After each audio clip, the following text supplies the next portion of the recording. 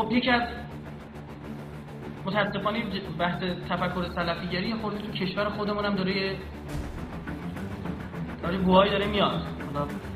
حالا خطرناک متاسفانه مناطق سنی نشین این شاخه وهابی دارن کار میکنن، کاری دارن میکنن. این فتنه وهابیت به این سادگی خاموش شدنی نیست. می‌دونی چرا؟ چون سالی 12 میلیارد دلار عربستان سعودی داره خرجشون میکنه. 12 میلیارد دلار. یعنی خیلی جالبه طرفی که داره الان جوش میزنه که یه شیعه رو بزنه زمین، خودش کجا دست آمد داره؟ کلیسای خانگی، یعنی مسیحی شده. میگم بچه به دنیا بیارید 400,000 تومان پولشو میدیم هر بچه رو. فتوا دادن برای ایران ها، حواستون باشه. برای ایران فتوا دادن 4 زن 20 بچه.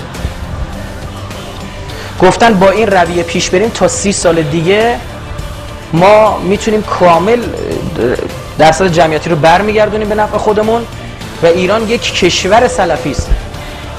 یه قیچی با یه لبه نمیتونه بود، مثل چاقو با 2 لبه میتونه بود. یعنی این جریان داره دامن میزنه بر افراط در هر دو شاخه فریقین اسلام، شیعه و سنی.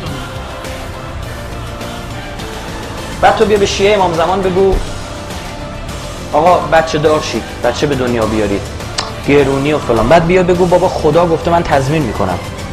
حالا خدا گفته یه چکی هم تو بده.